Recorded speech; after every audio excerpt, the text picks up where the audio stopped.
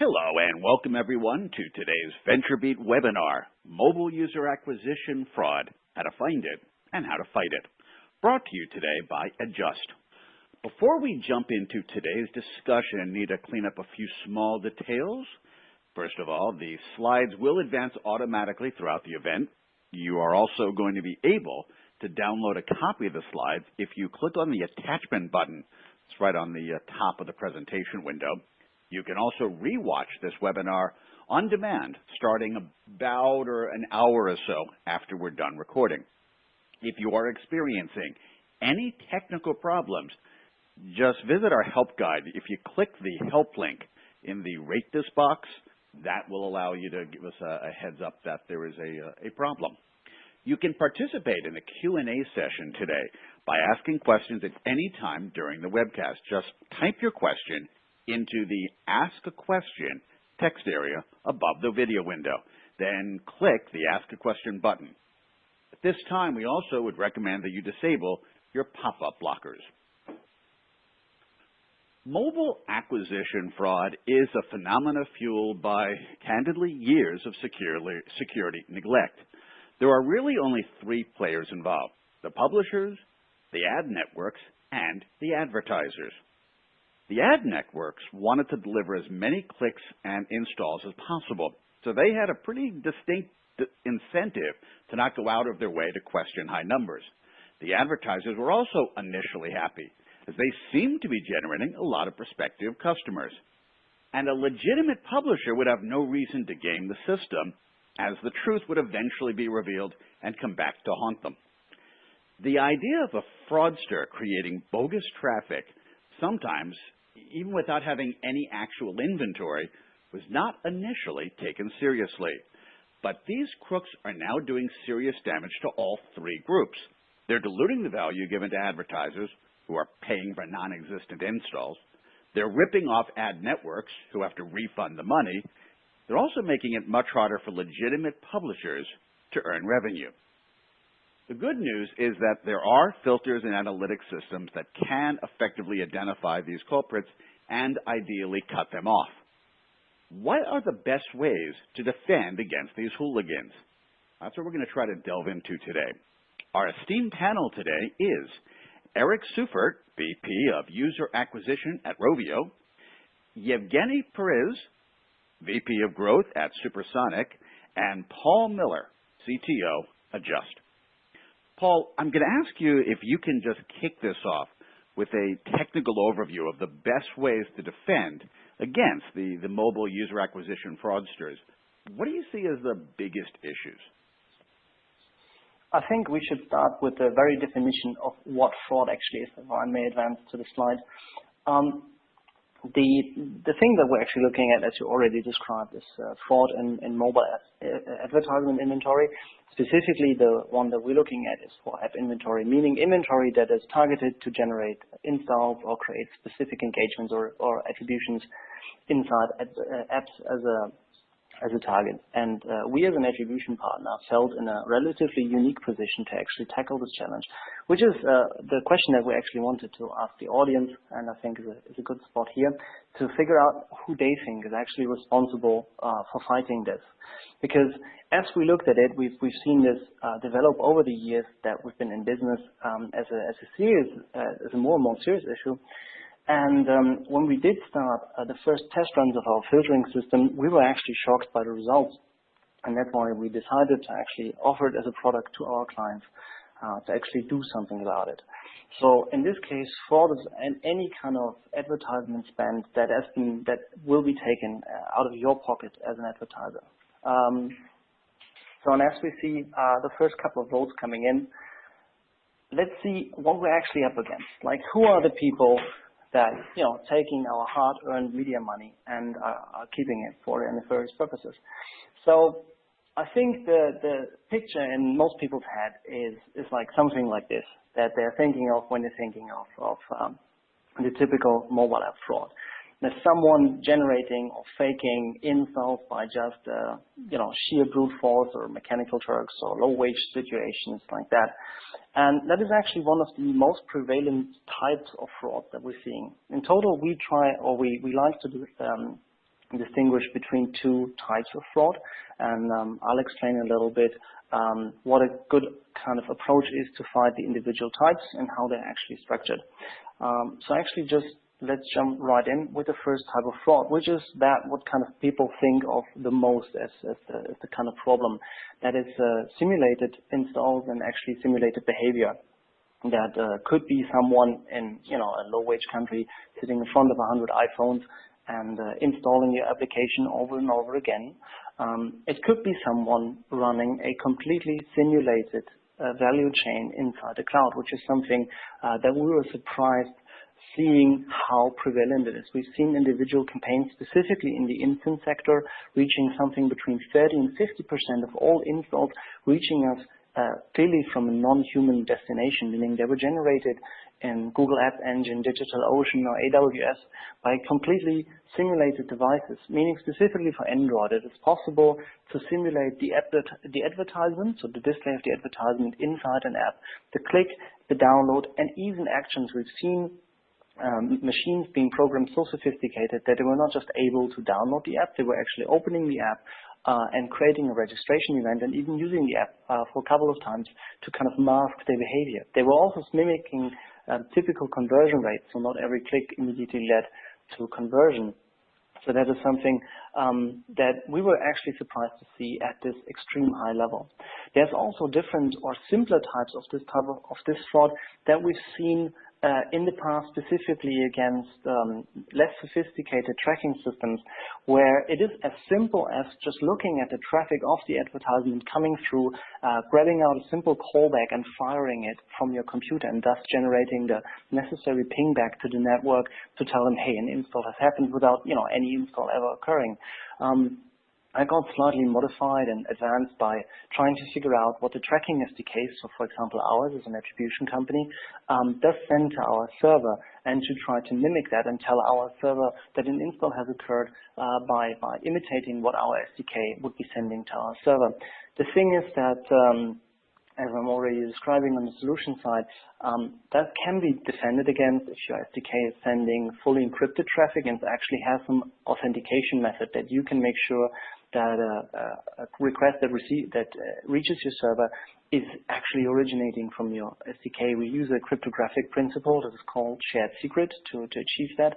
But we've seen other players in the market that have elected to forgo the SSL encryption to save money, because it actually adds a severe cost on top of the whole tracking. If you're tracking, like us, 10 to 15 billion events a day, there's a severe cost associated with that, and some other players in the markets are choosing not to do this, and thus it's actually quite easy to see in clear text the communication and then go and just modify it and fake it, replay it, and generate installs this way.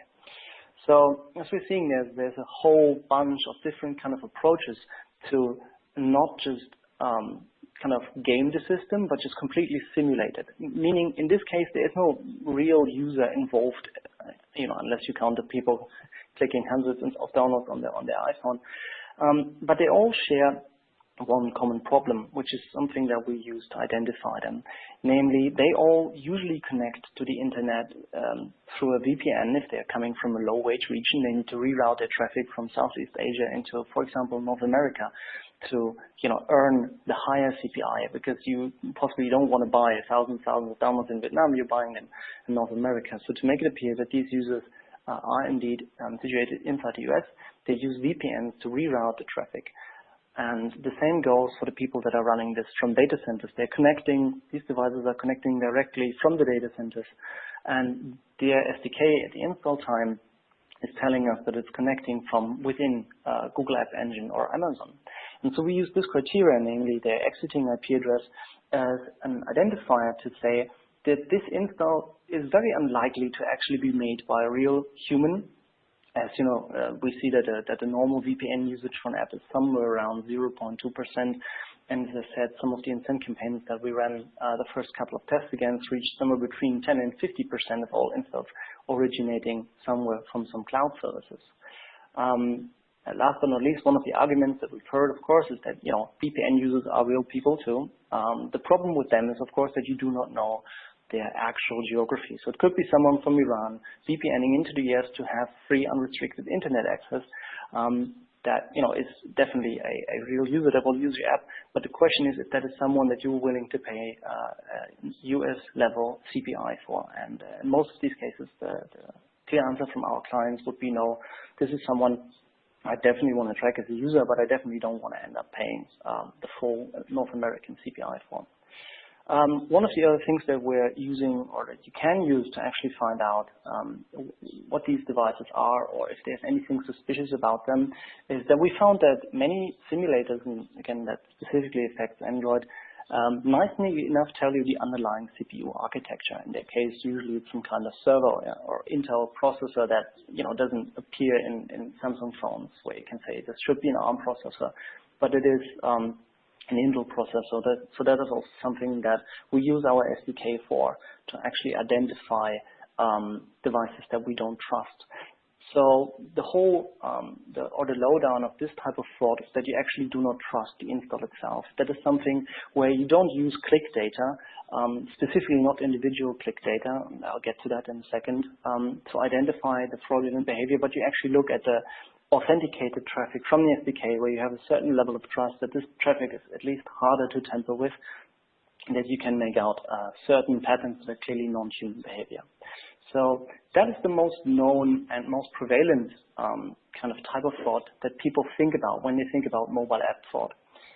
But one of the other things that we've seen is at least equal in size, if not significantly bigger, depending on the app and campaign we looked at. And what many people are unaware of is the claiming of organic installs through the sheer fact of trying to game attribution systems. And that is something that usually happens in a bit more subtle way. So the people here that get attributed are actually your actual real organic users. So if you look at the KPI of these fraudulent traffic types, they look fine. These are users that actually spend money in your app, they retain, and usually, what a coincidence, exactly like your organic users. Now, how does that work? What is the idea behind it? The idea behind it is that if you send enough clicks to an attribution partner, that there's a certain random chance that a user that will install, either matching through fingerprinting or even device IDs, if you just send enough of them, will, at a very low rate, we're seeing this typically way below 0.1% conversion rate for these campaigns, will randomly convert to this campaign. And so what we're seeing are campaigns that are sending us billions and billions of clicks and still claim a couple of 10,000 installs. Now, if you pay still $1 or $2 of CPI, that is a very profitable business for these people. And the core problem of this whole thing is that in mobile app traffic, the individual click has no verifiable qualities, meaning when we receive a click as an attribution partner, nearly anything of it could be made up. Every single parameter of it, the device ID, the IP address, the header, anything you can come up could be tampered with, because there's a very prevalent trend of server-to-server clicks that are sent to allow the ad to already redirect the user by asynchronously notifying us about this to speed up the redirect into the store. And so it is possible to send us a catalog of clicks where we have absolutely no insight on those clicks ever occurred. That is very different from how the web works, where you actually usually have an insight into the ad delivery itself, so you can inject some JavaScript into the impression. You can actually see the user moving around and clicking on the website, something that we don't have the luxury of having any access to in the mobile app world. When someone tells me, hey, this click occurred, I, at least for this moment, have to take their word for it. And so when we look at how to actually defend against this, we have to look always at more than the individual click. But let's just have a rough overview of what this actually means, this click spamming, because most likely if you're actually running for your app right now, there's an extremely high chance that this is happening to you right now. For example, when we ran this against our 1,500 clients and a couple of 10,000 apps, not a single one that actually ran advertisement was spared by this, with the exception of the people that only run Facebook inside ads. So this actually goes all the way from a little gray to, let's say, a full-on black. So the little white lie that many networks use is just sending impressions, clicks, which is of course not what you paid for, and it's something that you want to be able to break out separately. The problem here being that impressions always lead to a high attribution number due to the fact of audience intersection. Specifically, if you give them the long, nice attribution window of a click, in our case, per default, that's 7 days. So for 7 days, there's a random chance that as long as someone who saw an advertisement also installs the app, will convert. And this goes on to preloading clicks, where before the advertisement is actually displayed to the user, the phone clicks the advertisement in the background with the argument of making the final destination to the store quicker, which is actually false. We can provide lots of facilities to reach the same goal without breaking the click tracking itself, which is pretty much very close to the impression as clicks. But sometimes what we see for preloading is that the advertisement just gets queued to be displayed next, but actually never gets displayed. So you even get a higher number of impressions or clicks that, in some cases users didn't even saw. So this is the kind of gray, but as an advertiser, that's not what you paid for. When you want clicks and you want an attribution based on clicks, it should be based on clicks. So make sure if you see campaigns with such an extreme low conversion rate to go and clarify what exactly the network is actually presenting as a click here. Now on to the straight up illegal spectrum of this, but what we've also seen looking at the traffic is a large number of applications, usually some type of battery saver apps. It's actually kind of ironic that those apps are those that are in the background loading advertisement and clicking ads without the user actually seeing this. Again, this is a type of fraud, or let's say source of click spamming is way more prevalent on Android. But what's happening there is that in many cases, these users are basically building botnets out of people who run these apps permanently in the background. So they don't just click with the phone or the phone's own device ID. They're downloading complete catalogs, and we can see individual phones clicking through hundreds and hundreds of device IDs with hundreds and hundreds of click URLs, one after another in nice spaced out intervals to appear as, if you look at the individual click again, it is fine. It looks like a completely normal click. And that is something that we actually see happening right now. And we've also seen a super lazy version of it where people don't even have an app out there. They just gamed their way into an ad network, and they're just sending catalogs of device IDs from server to server click without any real source of this ever happening, which is also something that doesn't exist in the web itself. If I would want to attribute, or if I want to gain attribution for your organic users that come to your website, I still have to somehow at least be able to drop a cookie on them. So I have to have some touch point with them. Since mobile attribution is based off device IDs, this is just a number that I can obtain from you without ever having a real touch point with your phone, for example, via RTB exchanges or all kinds of ways to obtain lists of valid, let's say, ID phase. That you then can go ahead and fabricate an infinite number of clicks and send to us. And what you can actually do about it is to look at patterns of clicks. So not the individual clicks, actually interesting, but one of the things we looked at first was actually to look at the time between click and install. Because if the connection between click and install is truly random, the time distribution should also be random, meaning a pretty flat line across the spectrum. The fun part is that for traffic where we were particularly sure that this is clicks that aren't really happening, we did still see at least a certain level of exponential curve that would be expected from real traffic, where typically something like 90% of all installs happen within the first hour.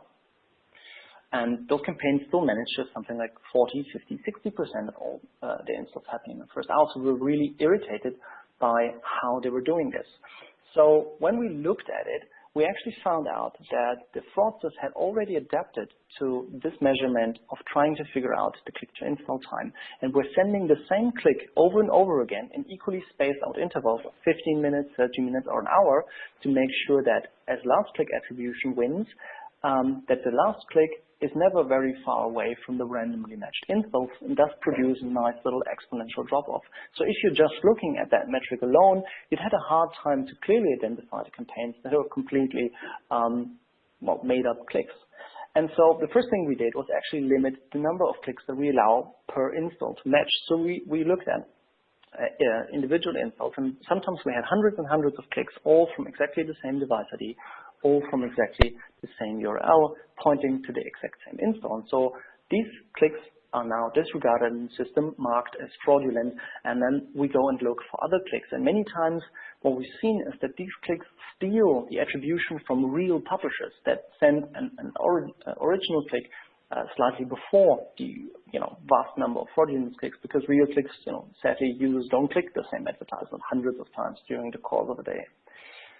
And the other thing is, of course, to understand and look at patterns. If you have the opportunity to see a little bit of a bigger picture, as we do, we see billions of clicks every month, actually every day, to understand, for example, certain spiky bursts that occur in a pattern that's clearly non-human, where hundreds of thousands of clicks suddenly appear at the same time and disappear at once. You can be pretty certain that that wasn't just some kind of group of users that randomly decided it would be a great time to coordinate and click on the advertisement all at once. So one of the other key points that I think is very, very important to understand, and that gets muddled over a lot in the discussion around fraud nowadays, is the difference between prevention and detection. If you think about it like that, would you want to have a fire detection system or a fire prevention system in your house? Because it's one thing to know that you're on fire, but the other thing is, in the first place, not to burn down. And one of the big problems we've seen with all three parties involved in this is that fraud detection doesn't solve the problem. Because what we've seen is that the advertiser, at the end of the month, checks with fraud detection, sees, oh, well, I spent $200,000 on stuff I shouldn't have spent money on. And so he goes to the network and says, hey guys, I want my $200,000 back. Of course, he's not happy about it. He feels very bad about it. So the network has a problem if they already paid out to the publishers. So sometimes they have to introduce very harsh rules to pay out to publishers to make sure that in any kind of reimbursement cases, they still have the money at hand. Otherwise, they have to pay out of pocket for this. Of course, it puts a tremendous strain on the relationship between advertiser and network. So what we figured, what actually makes sense, is to go in and deny the attribution in real time. So before we ever report the install as a successful attribution to the network, to say, no, this is actually something that we feel is a non-human behavior, that's clearly a fraudulent behavior. Tell the network about that we denied the attribution. Tell the user in the dashboard and the analytics and all the reports that we denied the attribution, how many attribution we denied, and how they're distributed across different sources. And so give the network the opportunity to actually react to this.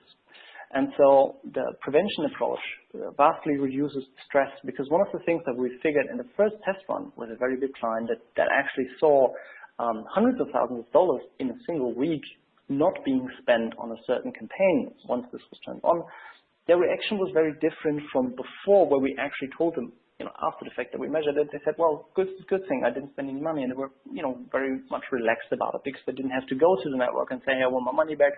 And so the whole thing was definitely very easier to discuss with the network side as well. One of the very interesting findings that we already had from real-world testing is that the prevention also has a very interesting effect on these fraudulent publishers, because many networks are relatively unaware or not fully aware of the amount of publishers or the amount of inventory these publishers are pushing.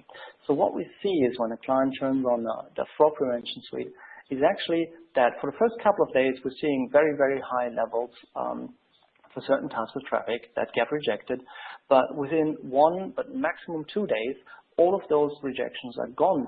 And the publishers within these networks that they have defrauded are moving on to start, click spending for something else, or go simulate other people's installs, than those people where they can actually get no payout, because they also in real time and actually very programmatic. So the same thing you do is optimize the traffic. It's the same thing they do.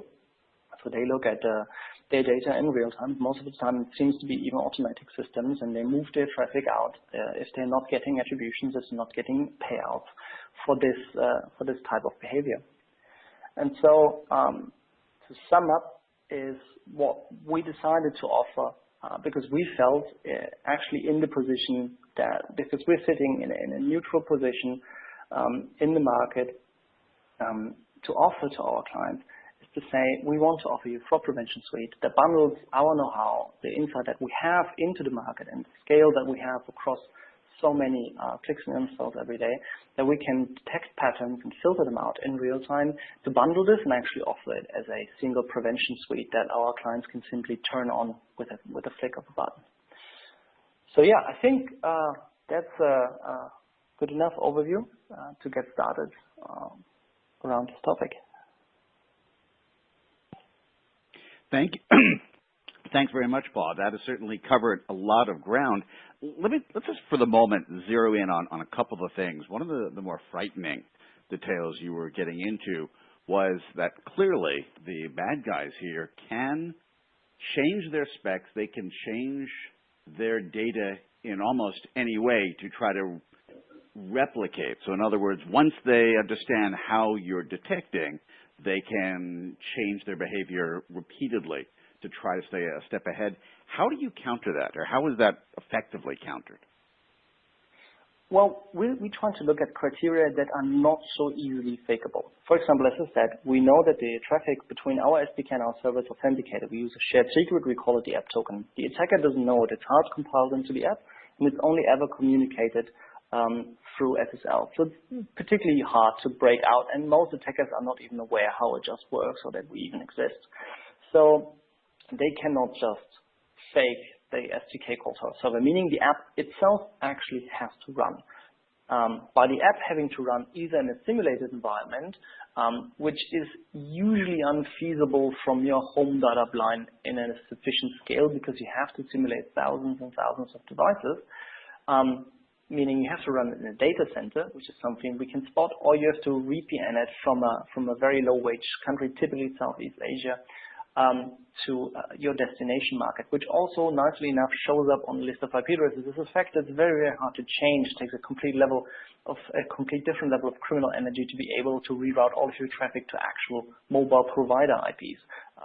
And that's something we haven't actually spotted yet, or we haven't seen happening in a scale that we feel worried about. So the thing is to try to find criteria that are not so easy that they can't control, specifically looking at how the SDK behaves. So when we look at the distribution, the fact that a random distribution produces a certain pattern is something they can change. That's just math. What they can try to change is try to gaming it, but gaming also produces a certain pattern. And this pretty much goes on. Yes, they can make it pretty hard to detect most of it, but the thing is, fighting fraud is never trying to, or of course it is trying to eradicate all of the fraud, but the real goal of fraud prevention is to make fraud unprofitable, to push the level of sophistication to so high that it is simply easier and more profitable to do something else with your criminal energy and time. And that is actually the challenge. And that's also what we're seeing. For those clients where we turn it on, those people that disappear after 2 days defrauding our clients, they're just going to go defraud someone else where it's easier for them to do. So they're not going and trying to stay and fight the system. They just go away and take money from someone else who has no protection.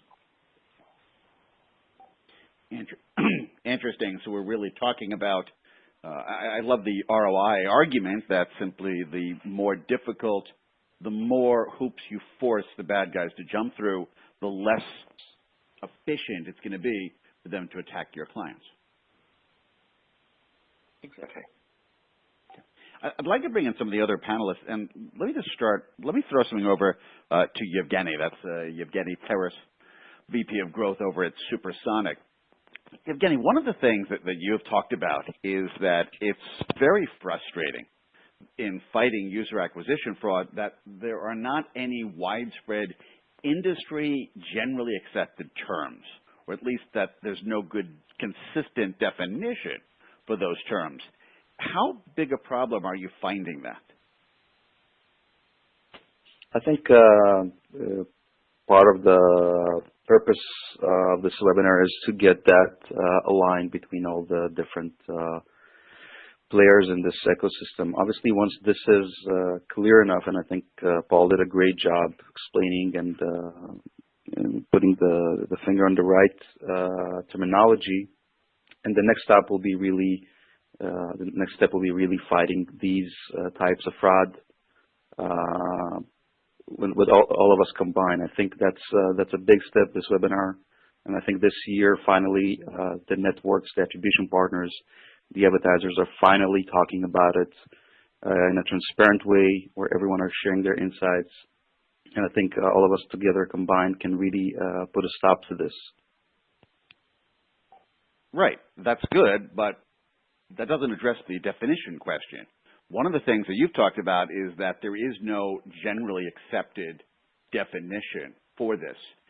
First of all, is that indeed still your position, that there is no well-accepted definition?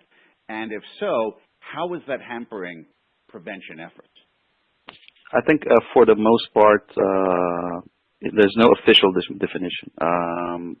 What we are encountering is that in many cases there's a misconception in how fraud is perceived and how can you really detect it and what's the difference between low quality and fraud. I think this is something that these type of discussions that will get us in a better position where we can really define this better. The problem still exists, but I think seeing more and more products like a Just product on the market will help us define this problem better and tackle it accordingly. Well, how would you differentiate between low quality and fraud? Where would you draw? I think the biggest difference is whether a human being is involved in this install or not, in a way that, is this really a botnet? Is this really a technical fraud happening where it's not a real human being watching the ad? It's not a real human being clicking on the ad, downloading the app, creating some level of engagement, even some levels of in-app purchases in those apps. I think this is the biggest differentiator when it comes to, and I think Paul touched it, when it comes to which country the user is coming from. Is he really coming from the country that we all think he is coming from if he's using a VPN? I think that's the second step where we need to improve our targeting and understand better where is this user coming from, and if he's not coming from the targeted country, is this fraud or not? I think that's the next step that is that should be treated in terms of the definition of fraud. So that would be I'm sorry? Sorry. Just because that's such a beautiful land over to actually one of the things that I think is also a good point to address is one of the targeting issues that we've also seen, which is kind of the borderline between low quality and fraud, is sometimes that we're seeing how well targeting is done, specifically as the networks typically do not have the full device identification, because at click time the headers are pretty easy to tamper with, so defining what type of device you're targeting sometimes can get very difficult. And one of the things that we're actually looking at introducing as well is to restrict certain targeting so that the client can say this campaign is for iPhones from the USA, so that, if there's a certain level of iPods in there, that we see at install time with the true headers that our SDK did read out and say this is actually an iPod. We don't want to attribute this towards this campaign. There's also something where there's a relatively flowing space between what is straight up fraud, where, someone maliciously trying to take your money, and where just the information at the ad delivery time were not complete. But at install time, you know the real story. For example, you also know the real connecting IP address, thus you can usually find out with very high certainty the actual location of the device, and you can exclude users that come in via VPN.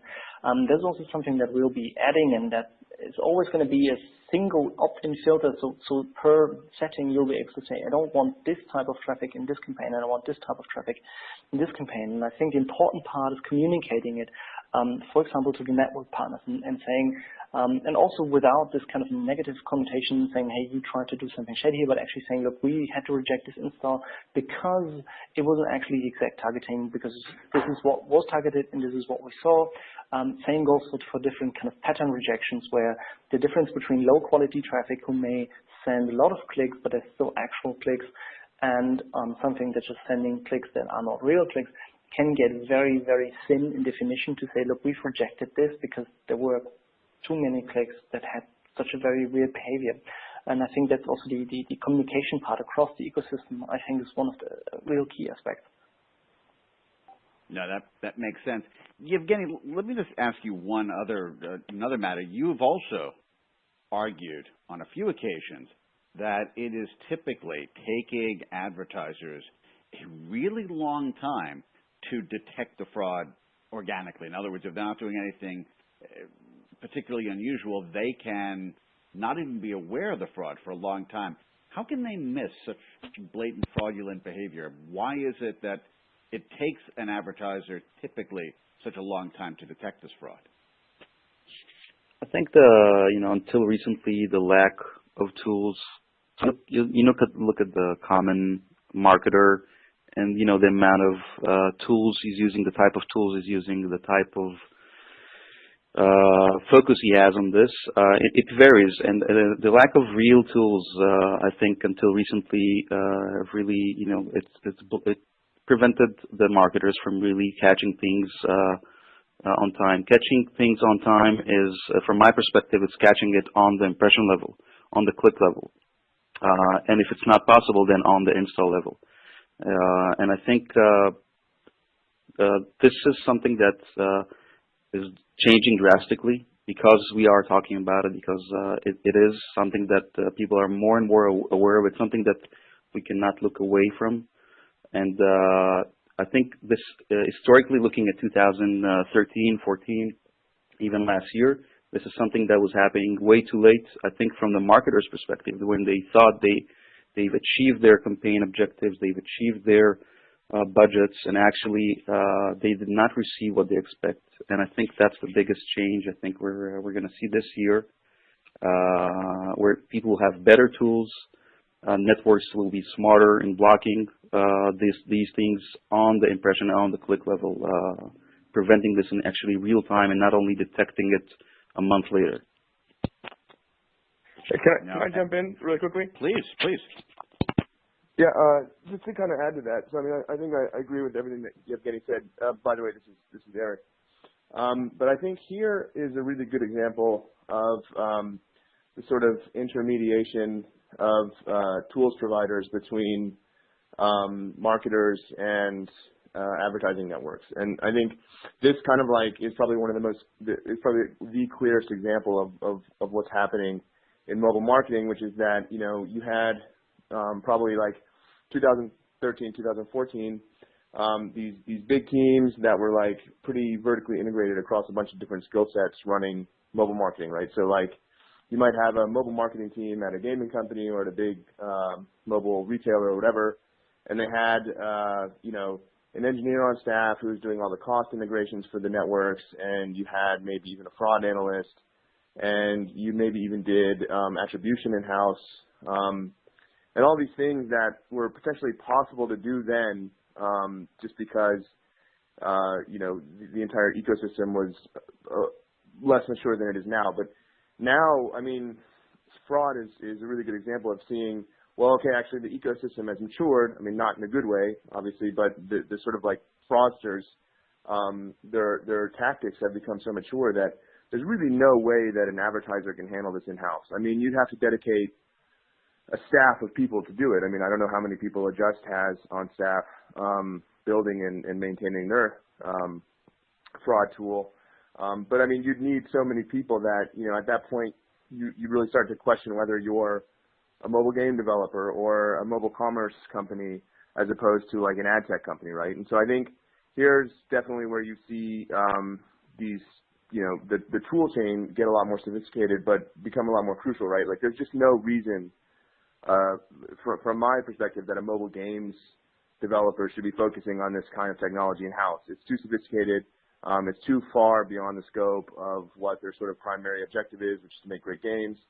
And it's, probably too expensive for them to bear that, given the sort of, the opportunity cost of what those engineers could be doing, and also like the sort of benefit of doing that, right? So, I mean, it's great that Adjust makes these tools that everybody can utilize, and so they make it once, and 100 or 1,000 or however many developers use them. If I'm going to spend the same amount of money to develop them in-house and only have one developer using them. So I think like fraud is probably that perfect example of seeing where developers are probably benefited from just focusing on what their sort of like core mission is, and outsourcing this kind of stuff that's become way too sophisticated for them to handle in-house. Well, I mean, it's almost. I mean, I was thinking that is all true. It's almost akin to the antivirus and some of the other security mechanisms that the definitions are constantly changing as you every day examine and react to what the fraudsters are doing now. They continually more forcing the software to do so. That's basically why it can get so expensive to do it in-house, because it requires constant. Evan, it's not only that. I think on top of what Eric said is the marketers, they never have the full picture, the full data of all types of networks running all types of campaigns on all platforms. And I think this is where the companies like Adjust are very well positioned in terms of the data they have access to catch all these occurrences, to find all the types of fraud, find all the anomalies. Obviously, providing this service to the marketers and actually providing these insights in real time to the marketing channels. I think that's by definition of their position is they're very well positioned to solve that problem better. No, absolutely. Well, thank you. If I may actually jump in, yes, that's actually one of the points that I also wanted to make. It's not just the engineering staff, which is around 30 people, which I guess for the average gaming developer is a wee bit out of whack to send that many people just to fight this one particular problem. It's also the kind of positioning in terms of scale. Most ad networks see a lot of traffic in terms of incoming advertisement, where we see the organic behavior of real users and apps on a scale that no single publisher in the world actually can see, because the biggest publishers in the world are happening to be our clients. So we, on an average day, see somewhere between 400 and 500 million daily active users using apps. That allows us a pretty unique insight to understand how non-human behavior looks like. And I think that's one of the key points which we also decided at some point to say, it is our responsibility. We've been looking at this for actually quite a while. And we always said, okay, this is definitely bad. But if we start doing it, we have to do it right, and there's a lot of dedication to actually put a lot of manpower on it. And we always hoped that somehow the ecosystem would figure this out. So at some point we said, okay, this is enough. We have to do something about it. And as it turns out, the position is actually kind of pretty good for that. There has been one question asked which I missed earlier. I don't know. Should I just? It takes like a minute to answer. Should I just jump in there? Please go right ahead, sir. There was this one question around sending impressions as clicks, and I think this takes back to the whole kind of spiel of that we don't know what a click really is. We get a signal, an HTTP GET typically, that hits our server, which we respond to, either with a redirect if it's a normal device, or with an OK if it's a server-to-server click. The thing is, we don't know if that was an actual click. You can make this HTTP GET command fire on an impression. You can just send us a catalog of it. We have no way of truly verifying if that click ever occurred. That is something that you have the luxury in the web world, where you can see the user, spy on him using JavaScript, where you can even see the mouse move, how he hovers and something clicks. That is something we don't have in mobile apps. When I get a click, it's just an incoming HTTP GET, which could be anything. And so that's what I was saying, that people simply put your used to click URL to be triggered on impression time. And technically, and that's the same for all the players in the market, there's no one that's just the nature of how this works, has any way of really knowing if that was a true click. The ad network can, for example, verify if this is an impression and there's a click. And there's a connection, and many networks actually do this, and we see for them that the whole problem is way less systematic. But sadly, not all networks are this sophisticated, so they don't really control the ad delivery process in itself. And at this point, when the data reaches us, we can't really distinguish between those made-up clicks and real clicks anymore, as they look exactly the same on our end. No, excellent. That's a really important distinction. Let me just throw one other question to Eric. One of the other points has been, and you have again talked about this as well, that there is another way to distinguish it, distinguishing between genuine fraud, which is a delightful oxymoron, genuine fraud, and mere lack of compliance with terms and conditions. Eric, how do you typically distinguish between the two in terms of definition and what you're looking for? Well, I think Paul did a pretty good job of sort of defining, that spectrum of fraud, right? So I mean, he made the point that like, okay, if I have some company in China that employs people to click on, app install ads all day, that's obviously fraud. I mean, that's fraudulent behavior, but that's kind of harder to detect. But if like the cops would storm a warehouse and see that happening, I mean, it'd obviously be fraud, right? Whereas, just sort of mixing incentivized traffic into like sort of like a non-incentivized campaign, perhaps, not even, with the knowledge that was being done because, some of that traffic is rebrokered. I don't know if even if I caught somebody doing that, could I, accuse them of engaging in fraud, right? And I think, so what Paul has been talking about, from the attribution side, and I just kind of want to point out that, there's a bunch of different tool sets out there for any kind of like sort of, algorithmic identification that you'd need as a mobile developer, right? So, this is one sort of example of that, but so their approach is to sort of like build these algorithms based on the data they have to try to identify things, right? And there'll be false positives, and there'll be false negatives, but I mean, you'd think that these would be like directionally correct and also they'd get better over time, right? Well, from our side, I mean, we don't have access to that kind of machinery, right? We don't have access to those tools. So we just have to kind of use our best guess, but we also do our best to protect against this stuff, right? So to go back to my point earlier, like, if we find out that there's incentivized traffic in a campaign, and the advertising network that we were using didn't even really know that was happening because they were rebrokering it, we don't really have any recourse to do anything unless in our IO we specified that there shall be no incentivized traffic in this campaign, right? And then if we find some, we can we can drill down in the campaign to the user level and say, okay, this is probably incentivized, right? And then it's more about just being a convincing business person, going to the network and saying, look, I'm pretty sure this is incentivized traffic. You sent this to me. It's against the terms of our IO. I'm not going to pay for it. And then if you're, a valued client of that network, then they'll probably give you your money back. Or if you're not, they may not, and it's probably not worth, going to litigation over. So you'll just ignore it and not work with them again. But I mean, I think you don't really have. I mean, at the end of the day, you have a sort of signed agreement with a company, you have a signed contract. But I mean, you couldn't possibly go to court over this kind of stuff. So it's generally at the scale that we're talking about. So I mean, it's really about having a next best option and the network knowing that, right, and wanting to keep your business or not. No, absolutely. A quick thought for the audience, which is that we are in just a moment or two going to be going to audience questions. So if you have any questions for any members of the panel, please go over and click on the questions area and interrogate away. And speaking of audience questions, we're now going to go back for a second to the instant poll. And we are still taking votes on that.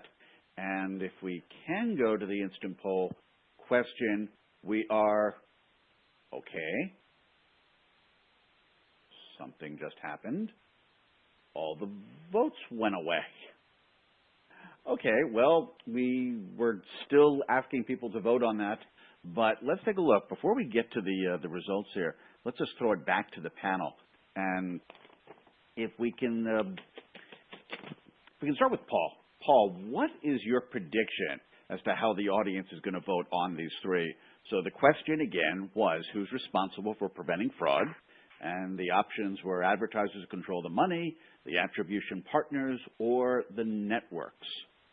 So what do you think there are two different questions. What do you think the audience is going to say, and what do you personally feel? But let's start with the audience. What do you think is going to be the most popular choice?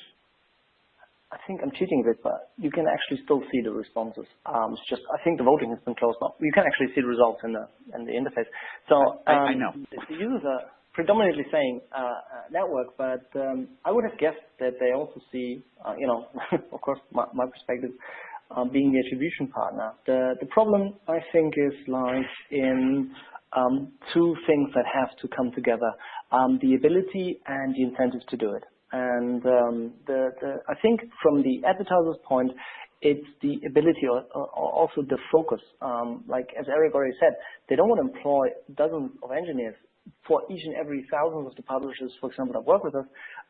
They would employ an army of people all solving the same thing and reinventing the wheel over and over and over again. And then they would be still, from the ability of arguing about it, it would be their point of view versus the network's point of view, arguing about something. There would be no mediation. It would just be a pretty confrontational way to deal with it.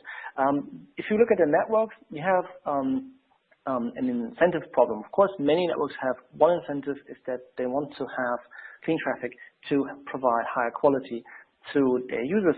But at the same time, they're competing with a lot of networks that do not have this kind of, let's say, higher aspiration to the traffic. They just want to provide the biggest amount of traffic possible, and they're willing to do whatever it takes.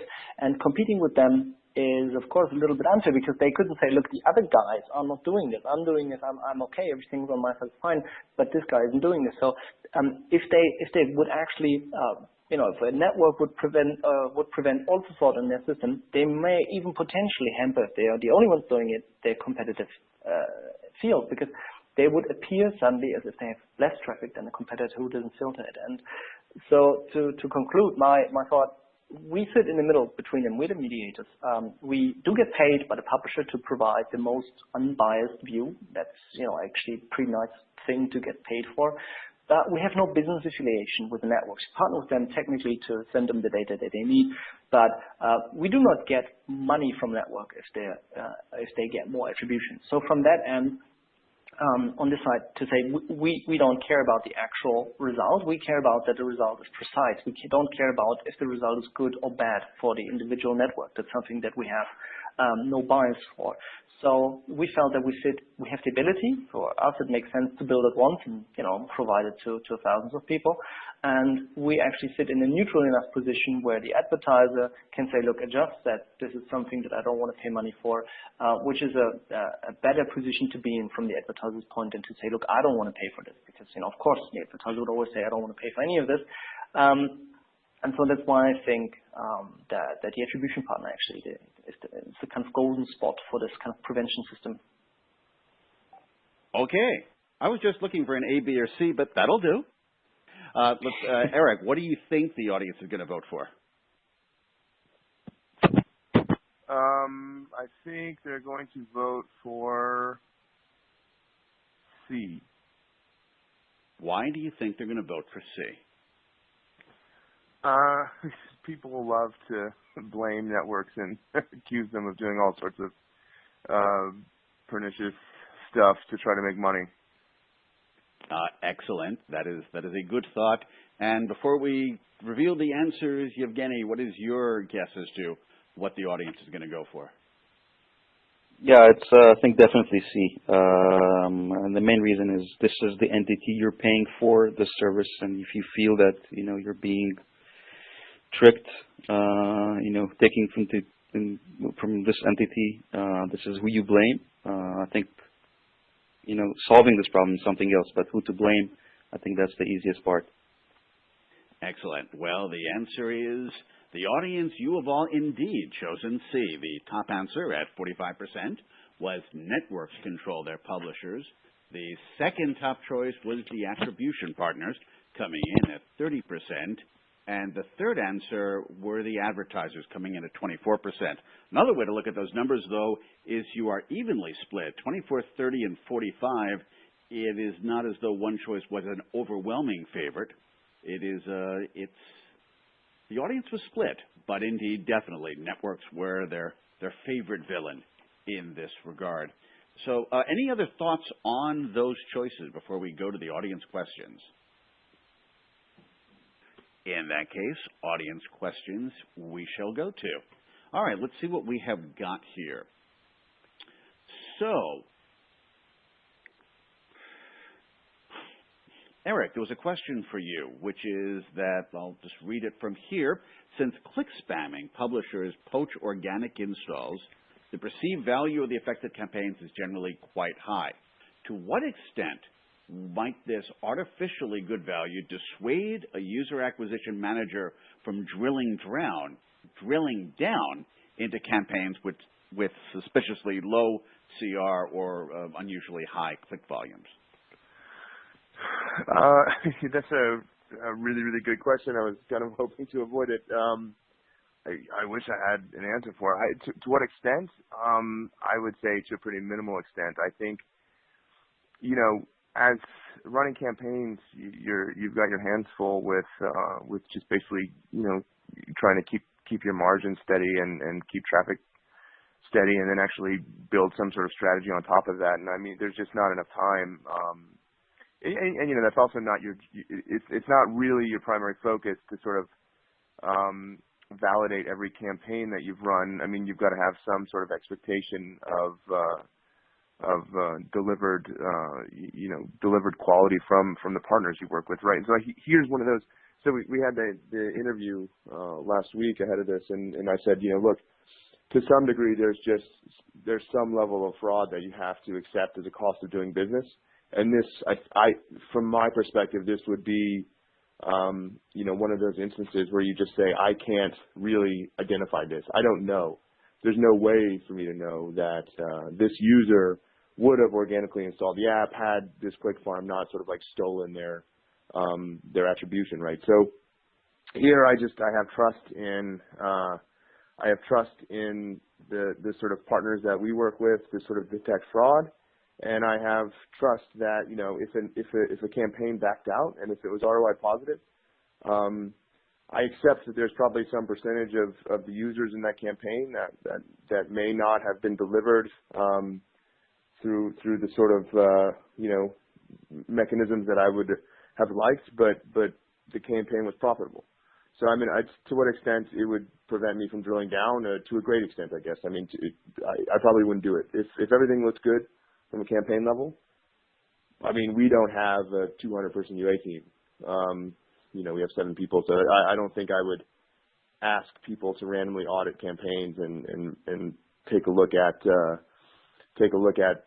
user level data where the campaign was ROI positive. It's just not feasible for my team.